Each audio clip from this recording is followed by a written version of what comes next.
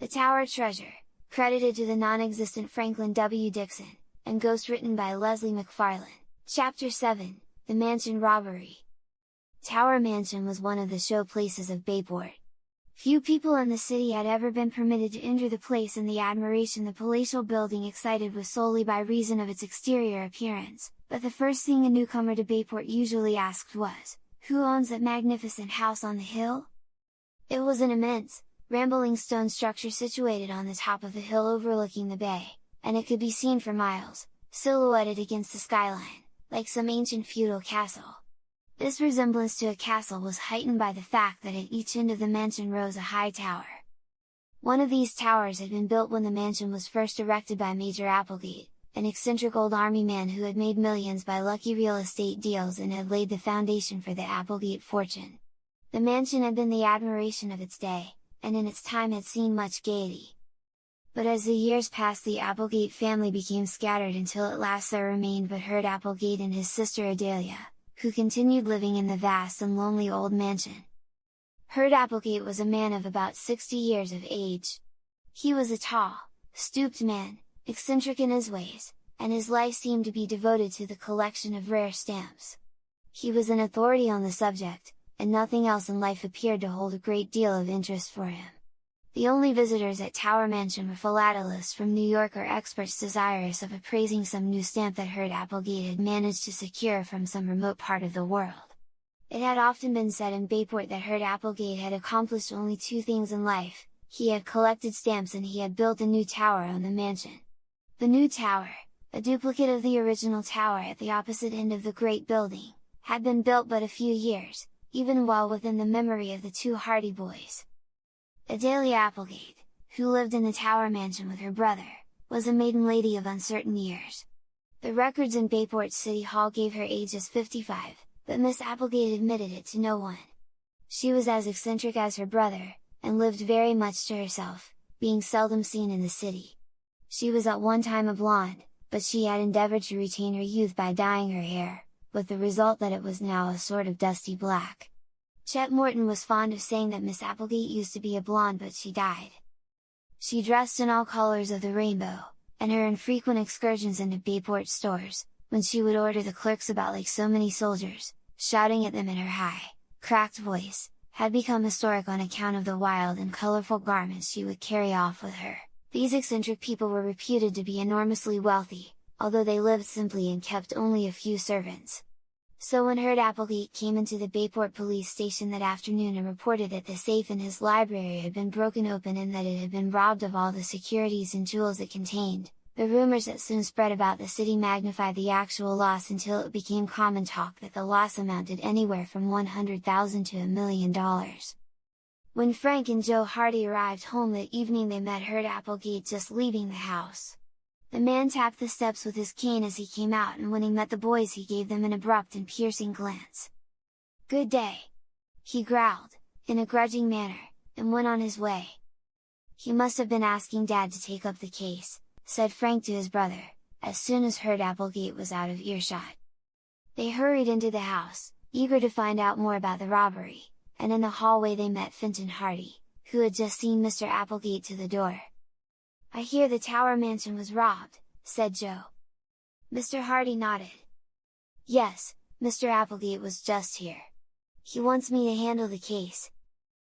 "How much was taken?" "Quite curious, aren't you?" remarked Mr. Hardy, with a smile. "Well, I don't suppose it will do any harm to tell you. The safe in the Applegate library was opened. The loss will be about $40,000, I believe." "We heard it was over 100,000! exclaimed Joe. "Rumors always exaggerate. $40,000 is the figure Mr. Applegate puts it at. And it's quite enough, too. All in securities and jewels." "Phew!" exclaimed Frank. "Quite a haul! When did it happen?" "Either last night or this morning. He did not get up until after 10 o'clock this morning, and he did not go into the library until nearly noon. Then he discovered the theft." "How was the safe opened?" "It was either opened by someone who knew the combination or else by a very clever crook. It wasn't dynamited at all. I'm going up to the house in a few minutes. Mr. Applegate is to call for me. Can we go along? Asked Joe eagerly. Mr. Hardy looked at his sons with a smile. Well, if you are so anxious to be detectives, I suppose it is about as good a chance as any to watch a crime investigation from the inside. If Mr. Applegate doesn't object, I suppose you may come along. In a few minutes an automobile drew up before the Hardy home. Mr. Applegate was sitting in the rear seat, resting his chin on his cane. When Mr. Hardy mentioned the boy's request he merely grunted assent, so Joe and Frank clambered into the car with their father. They were tremendously excited at the prospect of being on the inside in the mysterious case. While the car bowled along over the city roads toward the tower mansion that was gloomily silhouetted against the sky, Mr. Hardy and Mr. Applegate discussed the robbery. "I don't really need a detective in this case," snapped Herb Applegate. "Don't need one at all. It's as clear as the nose on your face. I know who took the stuff. But I can't prove it." "Whom do you suspect?" asked Finn and Hardy. "Only one man in the world could have taken it. Robinson." "Robinson?" "Yes. Henry Robinson, the caretaker. He's the man." The Hardy boys looked at one another in consternation. Henry Robinson, the caretaker of the Tower Mansion, was the father of one of their closest chums. Perry Robinson, nicknamed Slim, was to have accompanied them on their jaunt to the woods that day but had failed to appear. The reason was now evident. But that Henry Robinson should be accused of the robbery seemed absurd. The boys had met Slim's father and he had appeared to them as a good-natured, easygoing man, the soul of truth and honesty. "I don't believe it," whispered Frank. "Neither do I," returned his brother. "What makes you suspect Robinson?" asked Mr. Hardy of Herb Applegate. "He's the only person besides my sister and me who ever saw that safe opened and closed. He could have learned the combination if he kept his eyes and ears open. I believe he did. But is that your only reason for suspecting him?" "More than that. This morning he paid off a note at the bank. It was a note for $900, and I know for a fact that he didn't have more than $100 to his name a few days ago. The Robinsons have been hard up, for they had sickness in the family last winter and Henry Robinson has had a hard time meeting his debts since then. Now where did he raise $900 so suddenly?"